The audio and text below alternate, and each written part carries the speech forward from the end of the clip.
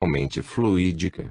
Suas próprias radiações se encontrarão com as correntes fluídicas do espaço e disso resultarão sensações maravilhosas de sonoridade, percebidas por todo ser.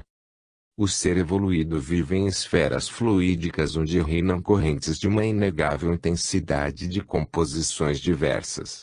As ondas musicais se anulam ao contato imediato do vosso planeta, cujos fluidos são demasiado materiais. É preciso subir mais alto para perceber os acordes da lira celeste. Existem mesmo seres que, sob o ponto de vista moral, são perfeitos, mas não sentem as vibrações. Uma educação estética é necessária. Em breve falaremos sobre isso. Comentário. O corpo humano é um instrumento complexo e maravilhoso, que se adapta ao meio terrestre e às nossas múltiplas necessidades. Porém, ele é apenas o revestimento material, relativamente grosseiro, desse corpo sutil, o perispírito, do qual Massenet nos fala e que todos nós possuímos durante a vida, como também após a morte. A existência desse perispírito é demonstrada pelos fenômenos de exteriorização dos vivos e pelas aparições fotografadas dos mortos, frequentemente relatadas nesta revista. Esse corpo sutil, admirável por sua flexibilidade e sensibilidade, é o envelope imperecível da alma e, da mesma forma que ela, suscetível de depuração e de progresso. Ele vibra aos menores impulsos do espírito e dele transmite ao corpo físico as vibrações inevitavelmente diminuídas. Eis porque, na vida do espaço, durante o sono como após a morte, o perispírito sente mais vivamente as influências dos meios em que ele penetra.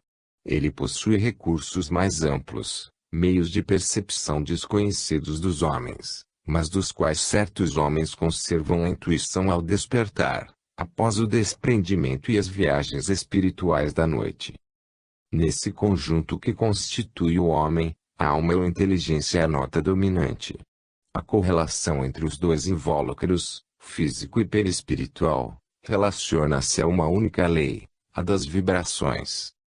O papel e o funcionamento do perispírito permanece como um dos problemas mais interessantes do espiritismo. Ele contém, em germe, todos os segredos da fisiologia e da psicologia, que se esclarecerão à medida que nossas relações com os desencarnados forem se ampliando e se multiplicando. Por esse meio, obteremos novos dados sobre as condições da vida no além e, em geral, sobre o modo de ação do espírito liberto do corpo material. Parte 9. Segunda lição. Ser espiritual. Meios de alcançar a esfera musical desejada. Outubro de 1922. Hoje falaremos não do instrumento supraterrestre, como fizemos, mas da forma como o ser desencarnado pode se afastar da Terra e penetrar nas esferas etéreas onde as harmonias do espaço se tornarão mais perceptíveis para ele. Tomemos, por exemplo, um ser desencarnado, de uma educação espiritual média, resultante de seus trabalhos anteriores e de seu grau de fé. No início de sua vida no espaço, o ser desencarnado deverá se familiarizar com o seu novo estado, e ele chegará a despertar em si a lembrança das harmonias que percebeu em suas anteriores existências. Ele sentirá o desejo de se retemperar nesses fluidos harmônicos, mas, sob o ponto de vista latente, ele não pode saber imediatamente quais os meios para atingir a esfera que seu espírito aspira a subir. Seus guias, mais elevados que ele, o intuirão e farão vibrar seu perispírito de uma maneira graduada, a fim de que ele não seja perturbado. Assim se estabelecerá o que chamamos harmonia, e toda dissonância desaparecerá entre ele e a esfera musical em que deseja penetrar. Quando, na Terra, ouvis um instrumento imperfeito, se ele não está afinado, vossos pobres órgãos ficam aturdidos. Ocorre o mesmo na vida do além. Os guias impressionam o perispírito do desencarnado, a fim de obter uma adaptação mais completa. Eis então o nosso ser, tomado como exemplo, preparado para receber ondas musicais. À medida que suas próprias radiações se ligam melhor às irradiações harmônicas do espaço, aumenta o seu desejo de se elevar ainda mais alto em direção à fonte de eterna beleza. Livre de toda influência grosseira, ele vai subir, com os seus guias, para as regiões superiores, celebrando com eles a glória do Altíssimo. Os fluidos materiais se volatilizam, o perispírito torna-se mais luminoso, as radiações mais intensas, mais sutis, e a sua evolução é facilitada. O espírito vai subir como sobem os balões sobre o nosso globo. Penetrando as altas regiões do espaço, o ser espiritual experimenta inicialmente uma sensação de suavidade, uma espécie de dilatação, de arrebatamento. Depois, as emanações fluídicas que se desprendem do perispírito entram em contato com outros feixes de emanações. Daí uma espécie de desligamento fluídico entre dois feixes de uma sutileza mais ou menos igual, mas de natureza diferente. Vós não podeis imaginar a impressão experimentada pelo ser fluídico. Não são mais sensações de bem-estar, de contentamento, mas uma espécie de acalentamento, de ondulação, acompanhados de uma sensação especial, que determina um estado emotivo, uma espécie de êxtase. As vibrações sentidas nesse estado formam o que vós chamais de tonalidades. Elas são produzidas pelo atrito entre camadas fluídicas. Mais alto do que essas esferas harmônicas, existem outras regiões que ainda não podemos atingir e onde residem seres superiores, criadores de uma música sublime, que nos é transmitida por correntes fluídicas especiais. Nós não percebemos os seres que a produzem, no entanto ela nos chega por correntes condutoras de uma natureza sutil. Um guia me disse que os seres que produzem as ondas dessa música celeste são quase perfeitos e possuem uma parcela do talento divino. Terceira lição. As vibrações sonoras nos espaços etéreos. Outubro de 1922. Vós sabeis como se formam as vibrações. O espírito, transportado na esfera vibratória, acha-se envolvido por uma rede de ondas sonoras cujos elementos são constituídos por seres superiores. O que sente ele? Sente uma impressão comparável àquela que sentis ao ouvir uma tônica em música. Quanto mais as ondas do campo vibratório são desenvolvidas em velocidade e em comprimento, mais a impressão sentida pelo perispírito é viva, penetrante e comparável. Em termos humanos, a impressão que nos proporcionam os sons agudos. Temos, então, de um lado a tônica e de outro o som agudo.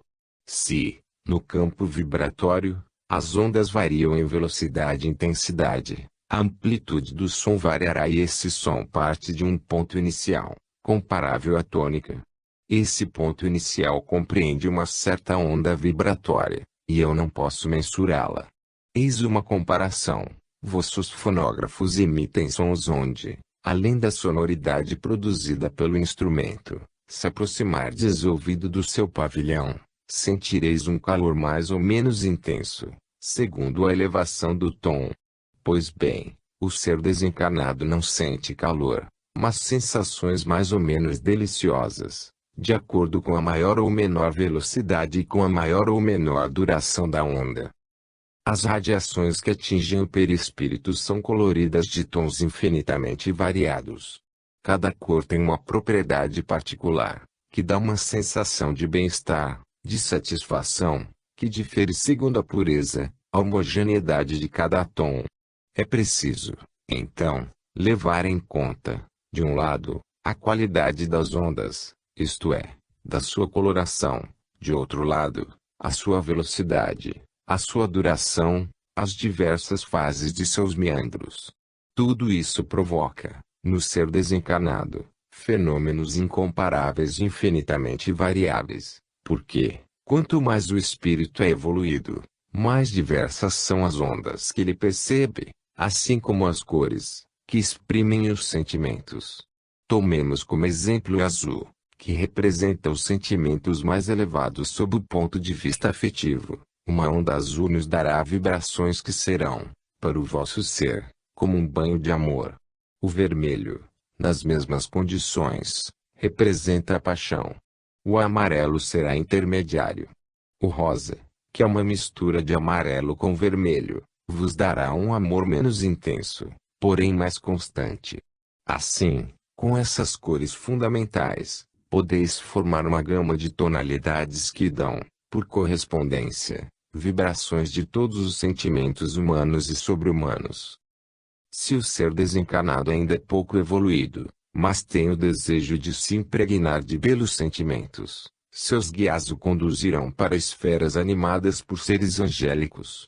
Quando o desencarnado é muito evoluído, ele colhe, nas mesmas esferas, satisfações em que o amor e a paixão virão impregnar seu ser, e é por isso que, de regresso à nossa terra, os seres que amam a música lembram-se intuitivamente das estadas mais ou menos longas que fizeram no espaço, em um campo de ondas musicais. A música celeste não é produzida por fricções de arcos sobre cordas, tudo é fluídico, tudo é espiritual, tudo é inspirado pelo pensamento de Deus. Comentários sobre a Terra, a gama de sons, tal como a concebemos, é apenas uma relação de sensibilidade que nada tem de absoluto. Compreende-se muito bem que existe uma relação entre as ondas sonoras e as ondas luminosas, mas esta relação escapa a muitos observadores e sensitivos, porque as percepções são muito diversas em seus graus de intensidade, sendo as vibrações luminosas incomparavelmente mais rápidas que as vibrações sonoras. No entanto, para o espírito cujas percepções são muito mais pulsantes e mais extensas, a relação é mais estreita do que para nós, e a sensação se unifica. Temos um exemplo disso na diferença que se estabelece entre as notas baixas, que correspondem às cores mais escuras, e os sons agudos, que correspondem às intensidades mais vivas. A inteligência, que percebe e resume todos os efeitos e todas as formas da substância eterna, abrange todas as vibrações, e ela mesma vibra sem preocupações com distâncias e ritmos através do infinito. Também é fácil para nós compreender como, na vida espiritual, os prazeres estéticos são correlativos ao grau de evolução dos seres. Todos nós temos, na Terra, o mesmo órgão auditivo. No entanto, que diferença de sensações experimentadas pelos ouvintes de uma sinfonia, segundo seu grau de cultura ou sua elevação psíquica. As formas e as imagens produzidas pelas vibrações sonoras nos espaços etéreos, das quais nos fala o espírito Massenete, também nos parecem ser manifestações do pensamento ordenador que concebeu e dirige o universo. A música celeste poderia representar a própria vibração da alma divina. Eis porque quanto mais o espírito evolui e se depura, mais se torna apto a compreender, a sentir a beleza e a harmonia eterna do mundo. Parte 10. Quarta lição. A música humana e as notas harmônicas, a música celeste, os sons e as cores.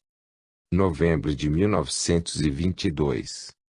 Falaremos hoje da sonoridade, não da sonoridade pura porque não distinguimos os sons com precisão. O som resulta de uma vibração que impressiona nossos órgãos psíquicos e produz, por consequência, um fenômeno virtual. É preciso partir deste princípio. No espaço, o som não será a sensação de um ruído, mas a sensação que uma satisfação de bem-estar moral e espiritual produz. O prazer é mais ou menos intenso e corresponde às sensações que os instrumentos nos causam na Terra. Vimos o ser imaterial transportado para a esfera musical, isto é, para o campo vibratório, animado por seres angélicos. Vimos também que esse ser recebe, em seu perispírito, vibrações que, ao se chocarem com seus próprios eflúvios, produzirão sensações de prazer. Na música humana, vós tendes o Lá como a nota do diapasão. Não tomaremos essa nota como ponto de partida porque sua tonalidade não corresponde à tonalidade das cores. Tomaremos o Dó. O Dó, aos vossos ouvidos, produz um som grave, pleno, e que exprime o regozijo, Um som que representa bem o amor que devemos sentir por Deus. Esse dó, se fizermos uma comparação, se adapta melhor à primeira das sensações fluídicas, que se traduz geralmente pela cor azul. O dó simboliza o azul celeste, a quietude, a paz da alma proporcionada pela prece. O dó é a primeira nota do acorde perfeito que deriva do azul. O mi representa a força no amor, a vontade de amar, e pode ser representado por um raio da vossa luz solar. Temos, então, dó, mi. O dó fundamental é azul, o mi, a vontade no amor, nos dará o azul celeste e o ouro. O sol, terceira nota harmônica, representa a consolidação das duas notas precedentes, ou seja, uma ligação que pontua as duas ideias precedentes emitidas, pontuação que assegura a exteriorização do sentimento dado pelo azul. Percebemos essa nota por uma tonalidade especial, da qual eu procuro vos fazer compreender a cor pelos vossos sentidos. Não é nenhuma emanação prateada, que poderia se confundir com o ouro, ser por ele absorvida, nenhuma emanação negra, resultante de outras cores, que poderia absorver o azul. Mas é um fluido brilhante, sem cor bem definida, que pode se aproximar da luz radiante que se desprende dos mundos que vós percebeis, ou seja, cinza azulado, cinza prateado. Vosso sol, visto de longe, tem esse aspecto.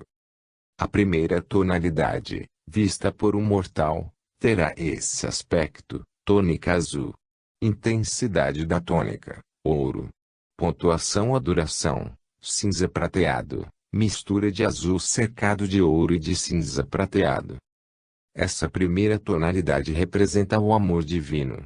As outras cores fundamentais apresentam todos os outros sentimentos, indo do amarelo claro ao vermelho escuro. Porém essas cores são sempre acompanhadas de seus mantos dourados e suas vestes cinza prateadas. Em música humana, acorde perfeito, dó, mi, sol. Tornando-se o ré acorde perfeito, ré, fá, lá, com o mi, acorde perfeito, mi, sol, si. A tônica variará de cor, passando do azul para chegar ao vermelho, mas as duas outras notas serão sempre ouro e prata. Elas nunca variarão. Segundo a qualidade do perispírito e a natureza do campo vibratório, as sensações variam e aumentam de intensidade, a ponto de se tornarem maravilhosas. Certos perispíritos recebem o amarelo, outros o vermelho. Existem alguns que excluem esta última cor. O violeta é menos suportável para os seres evoluídos. O verde claro é mais agradável que o verde escuro. Pode-se, segundo as leis do espaço, perceber uma mistura de azul e de rosa. Os campos vibratórios variam igualmente de intensidade. Eles resultam de emanações angélicas, inspiradas pelo Ser Divino. Quando se retorna à Terra, ainda se está impregnado dessas vibrações, o corpo material as aniquila, mas a consciência conserva sua impressão. Fora desses campos vibratórios existem esferas, e mesmo correntes, que proporcionam aos espíritos menos evoluídos prazeres harmônicos às vezes vivos e profundos, ainda que mais pessoais. Essas correntes fluídicas comunicam ao ser as alegrias íntimas do amor divino. Outras correntes lhe dão somente a alegria de ouvir os acordes da lira celeste. Essas vibrações, não coloridas e invisíveis ao ser desencarnado, dão a ele uma satisfação comparável àquela que a sensação dos perfumes lhe proporciona. A música celeste, portanto, é o resultado de impressões causadas pelas camadas fluídicas de acordo com a elevação do ser e a pureza do meio. No espaço não se ouve nada, sente-se a harmonia dos fluidos e não a dos sons. A propriedade essencial dos fluidos é a cor. O som é de essência terrestre, a cor é de essência celeste. A próxima lição tratará dos encantos harmônicos do espaço e de sua persistência nos sentimentos humanos. Comentário: a solidariedade dos sons e das cores, da qual nos fala o espírito Massenet, foi entrevista por todos os grandes músicos. Um deles disse: a melodia é para a luz o que a harmonia é para as cores do prisma, isto é, uma mesma coisa sob dois aspectos diferentes, melódico e harmônico. Platão diz ainda: a música é uma lei moral. Ela dá uma alma ao universo, asas ao pensamento, um impulso à imaginação, um encanto à tristeza, alegria à vida, a todas as coisas. Ela é a essência da ordem e eleva em direção a tudo que é bom, justo e belo, de que ela é a forma invisível, porém surpreendente, apaixonada, eterna. De passagem, observemos que Massenet é mais melodista que sinfonista. Para formar a luz branca, é necessário o acorde das cores complementares e esta luz torna-se mais viva e radiosa na mesma proporção em que a melodia resuma e sintetize melhor o acorde das harmonias complementares. Parece, então, que há uma concordância perfeita entre as concepções dos gênios terrestres e o ensino das entidades do além, reconhecendo-se que estas nos fornecem detalhes, estimativas ignoradas pelos especialistas do nosso mundo. As relações que a melodia e a harmonia têm entre si são como as que existem entre o pensamento e o gesto. Também se poderia dizer que, em música, a melodia representa a síntese, e a harmonia, a análise. Portanto, elas penetram uma na outra e não valem senão quanto mais completamente se combinem e se liguem. Na Terra, a beleza de uma obra musical resulta ao mesmo tempo da concepção e da execução. Mas na vida do além, o pensamento iniciador e a execução se confundem porque o pensamento comunica as vibrações fluídicas às qualidades que lhes são próprias. A obra é tão mais bela e a impressão que ela produz é tão mais viva quanto mais elevada for a intenção. É isso que dá a prece ardente, ao grito da alma em direção ao seu Criador, propriedades harmônicas. Quanto mais nos elevamos na escala das relações, mas a unidade aparece em sua sublime grandeza. A lei das notações musicais rege todas as coisas e seu ritmo embala a vida universal. É uma espécie de geometria radiante e divina. O alfabeto humano, como uma gaguez, é uma de suas formas mais rudimentares. Suas manifestações, porém, tornam-se cada vez mais amplas e importantes em todos os graus da escala harmônica. O espírito humano não pode se elevar até as supremas alturas da arte cuja fonte está em Deus, mas ele pode, pelo menos, elevar suas aspirações em direção a elas. As concordâncias estéticas se dispõem, em graus, ao infinito, mas acontece apenas se, nas horas de êxtase e de enlevo, o pensamento humano entrevê alguns aspectos da lei universal da harmonia. A regra musical se produz, no espaço, em traços de luz, o pensamento, a expressão do talento divino e os astros em seu curso, ali conformam suas vibrações. Se o espírito humano, em seus arrebatamentos, se eleva um instante sobre essas alturas, ele recai impotente para descrever suas belezas. As impressões que ele sente só podem ser traduzidas por uma muda adoração. O próprio espírito Massenet se declara insuficientemente evoluído para se manter nessas esferas superiores. Uma vez mais, aqui nos encontramos parados pela impossibilidade de exprimir, em uma linguagem humana, ideias sobre-humanas. Ainda que se possa falar, fica-se sempre abaixo da verdade. O infinito das ideias, dos quadros, das imagens são como um desafio dirigido aos recursos limitados do vocabulário terrestre. Efetivamente, como encerrar em palavras, como resumir em palavras todo o esplendor das obras que se desenvolvem nas profundezas dos seus estrelados. Parte 11. Quinta e última lição. O espírito e as sensações harmônicas, as fileiras ou correntes de ondas harmônicas, a música terrestre e a música do espaço. Dezembro de 1922. Como forma de conclusão à minha exposição da arte musical no espaço, vou tentar vos fazer compreender as sensações harmônicas sentidas pelo espírito nas esferas em que vivemos. Em nossa última conversa, falamos das correntes provocadas por seres angélicos. Resta-nos falar das fileiras de ondas, expressão recolhida no cérebro do médium, que tem algum conhecimento da telegrafia sem fio. Tomamos, então, como meio de comparação, esse telégrafo sem fio que vos dá uma primeira ideia dessas fileiras de ondas harmônicas das quais vou falar. Vós me interrogáveis ultimamente a respeito da música das esferas. Eis aqui a explicação. Forças dirigidas por vontades superiores produzem uma corrente fluídica cujo poder vibratório é considerável, porém uniforme. Essas ondas vão percorrer um espaço imenso e impressionarão espíritos menos adiantados que aqueles que podem alcançar as esferas musicais das quais vos falamos. Esses espíritos menos adiantados têm, ao menos pelo seu perispírito, a faculdade de sentir certas ondulações. Tocando esses seres, que são em grande números, as ondas, de acordo com sua velocidade, produzem uma vibração que se traduz em todos os perispíritos por uma iluminação repentina.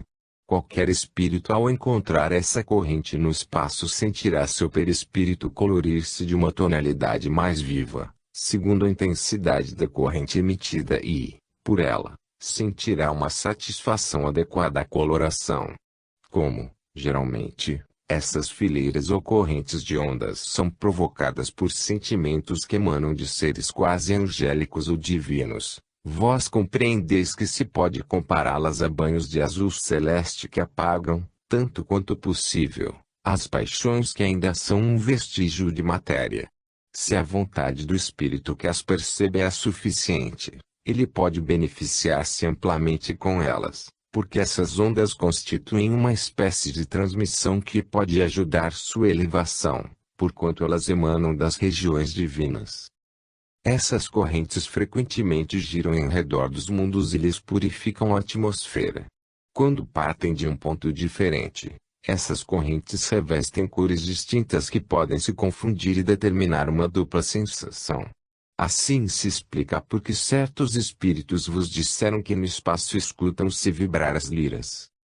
A tonalidade normalmente permanece a mesma, tomando-se a palavra tonalidade no sentido de cor. Para nós, a cor exprime as sensações recolhidas pelo pensamento. No entanto, muitos seres, devido ao seu pequeno adiantamento, permanecem insensíveis a essas correntes. Existem aqueles que preferem as sensações produzidas por antigas paixões carnais e as procuram. Outros, tocados por essas correntes, buscam, pela prece, penetrar nas esferas em que o êxtase é mais habitual. Vós sabeis que no espaço os planos são diversos, mas Deus permitiu que todos os seres tenham consciência dos seus benefícios.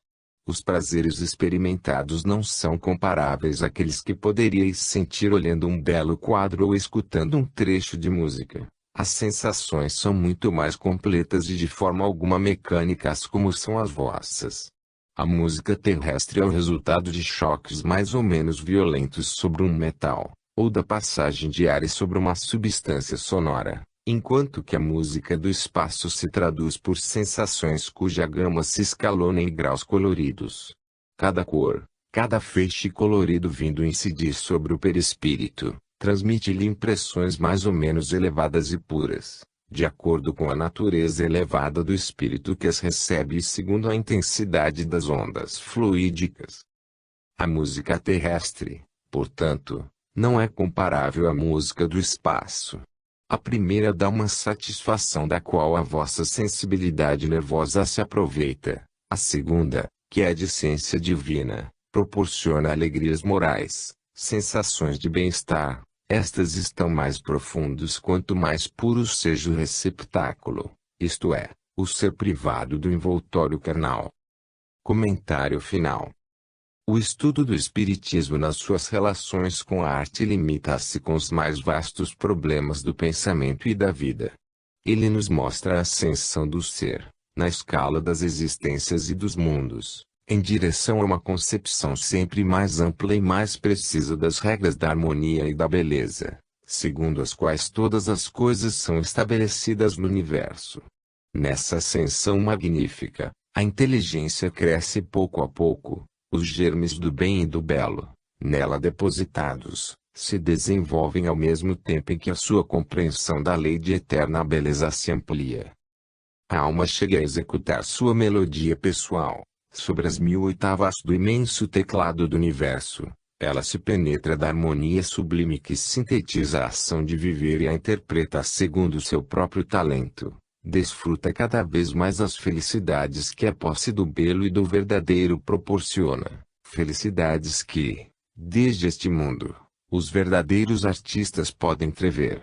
Assim, o caminho da vida celeste está aberto a todos, e todos podem percorrê-lo, por seus esforços e seus méritos, e conseguir a posse desses bens imperecíveis que a bondade de Deus nos reserva. A lei soberana, o supremo objetivo do universo é, por conseguinte, o belo. Todos os problemas do ser e do destino se resumem em poucas palavras. Cada vida deve ser a consecução, a realização do belo, o cumprimento da lei. O ser que alcança uma concepção elevada dessa lei, e de suas aplicações, deve ajudar todos aqueles que, abaixo dele, sobem com esforço a escala grandiosa das ascensões.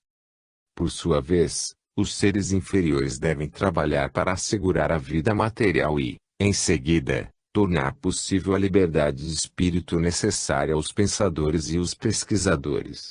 Assim, se consolida a imensa solidariedade dos seres, unidos em uma ação comum. Toda a ascensão da vida em direção aos fastígios eternos, todo o esplendor das leis universais se resumem em 3 palavras: beleza, sabedoria e amor. Fim.